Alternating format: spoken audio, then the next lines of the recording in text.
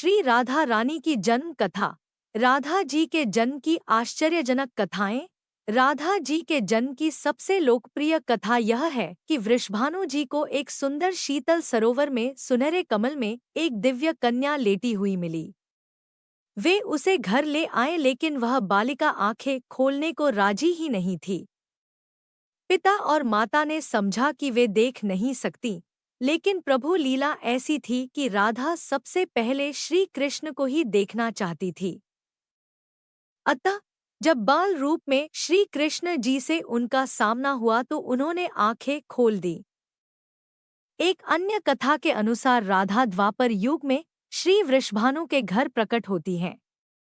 कहते हैं कि एक बार श्री राधा गोलोक विहारी से रूठ गई। इसी समय गोप सुदामा प्रकट हुए। राधा का मान उनके लिए असह्य हो गया। उन्होंने श्री राधा की भर्त्सना की। इससे कुपित होकर राधा ने कहा, सुदामा, तुम मेरे हृदय को संतप्त करते हुए असुर की भांति कार्य कर रहे हो, अतः तुम असुरयोनि को प्राप्त हो। सुदामा कांप उठे, बोले, गोलोकेश्वरी, तुमने मुझे अपने शाप से नीचे गिरा दिया। मुझे असुरयोनि प्राप्ति का दुख नहीं है, पर मैं कृष्ण वियोग से तप्त हो रहा हूँ। इस वियोग का तुम्हें अनुभव नहीं है अतः एक बार तुम भी इस दुख का अनुभव करो।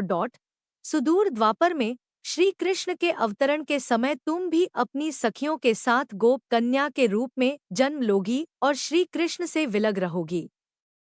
सुदामा को जाते देखकर श्री राधा को अपनी त्रुटि का आभास हुआ और वे भय से कातर हो उठी। तब लीलाधारी कृष्ण ने उन्हें सांत्वना दी कि हे देवी, यह शाप नहीं अपितु वरदान है।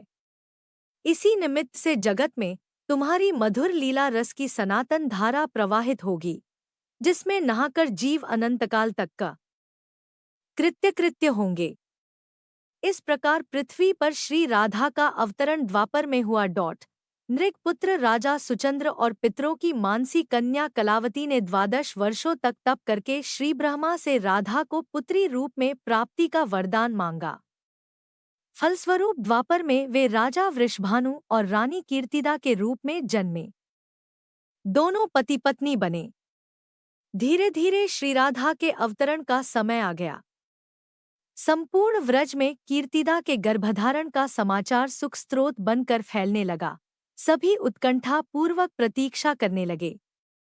वह मुहूर्त आया। भाद्रपद की शुक्ला अष्टमी चंद्रवासर मध्याह्न के समय आकाश मेघाच्छन्न हो गया। सहसा एक ज्योति प्रसूति गृह में फैल गई। यह इतनी तीव्र ज्योति थी कि सभी के नेत्र बंद हो गए। एक क्षण पश्चात गोपियों ने देखा कि शतसहस्त्र शरद चंद्रों की कांति के साथ एक नन्ही बालिका कीर्तिदा मैया के समक्ष लेटी हुई है। उसके चारों ओर दिव्य पुष्पों का ढेर है। उसके अवतरण के साथ नदियों की धारा निर्मल हो गई, दिशाएं प्रसन्न हो उठी। शीतल मंद पवन अरविंद से सौरभ का विस्तार करते हुए बहने लगी। पद्मपुराण में राधा का अवतरण। पद्मपुराण में भी एक कथा मिलती है कि श्री वृषभानु जी यज्ञ भूमि साफ कर रहे थे तो उन्हें भूमि कन्या रूप में श्री राधा प्राप्त हुई।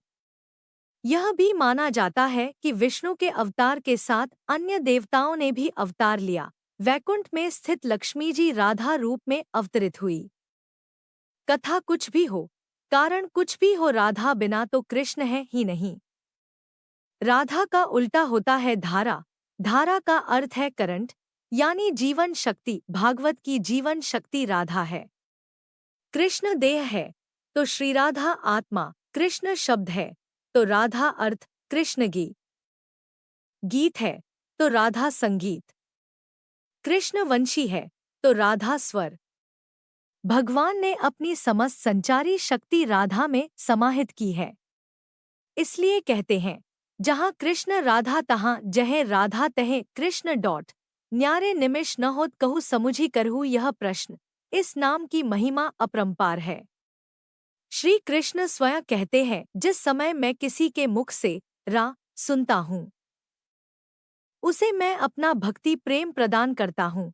और धा शब्द के उच्चारण करने पर तो मैं राधा नाम सुनने के लोभ से उसके पीछे चल देता हूँ।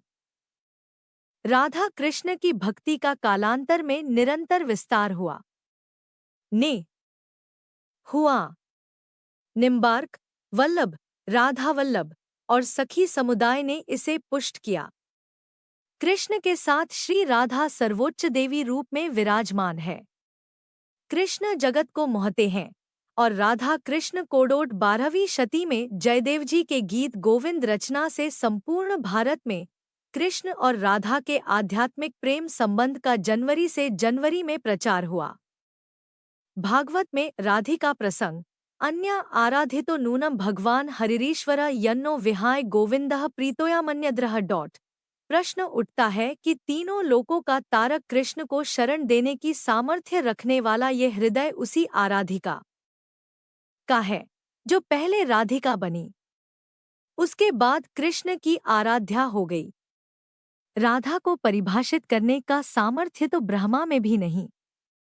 कृष्ण राधा से पूछते हैं, हे राधे, भागवत में तेरी क्या भूमिका होगी? राधा कहती है, मुझे कोई भूमिका नहीं चाहिए कान्हा, मैं तो तुम्हारी छाया बनकर रहूंगी। कृष्ण के प्रत्येक सृजन की पृष्ठभूमि यही छाया है। चाहे वह कृष्ण की बांसुरी का राग हो या गोवर्धन को उठाने वाली तर्जनी या लोकहित के लिए मथुरा से द्वारिका तक की यात्रा की आत्मशक्ति। आराधिका में आ को हटाने से राधिका बनता है। इसी आराधिका का वर्णन महाभारत या श्रीमद्भागवत में प्राप्त है और श्री राधा नाम का उल्लेख नहीं आता। भागवत में श्री राधा का स्पष्ट नाम का उल्लेख न होने के कारण एक कथा यह भी आती है कि शुकदेव जी को साक्षात श्री कृष्ण से मिलाने वाली राधा है और शुकदेव जी उन्हें अपना गुरु मानते हैं। कहते हैं कि भागवत के रचिता शुकदेव जी राधा जी के पास शुक रूप में रहकर राधा राधा का नाम जपते थे। एक दिन राधा जी ने उनसे कहा कि हे शुक, तुम अब राधा के स्थान पर श्री कृष्ण का जाप किया करो। उसी समय श्री कृष्ण आ गए। राधा ने यह कहकर कि यह शुक बहुत ही मीठे स्वर में बोलता है, उसे कृष्ण के हाथ सौंप दिया, अर्थात उन्हें ब्रह्मा का साक्षात्कार करा दिया। इस प्रकार श्री राधा शुकदेव जी की गुरु हैं और वे गुरु का नाम कैसे ले सकते थे?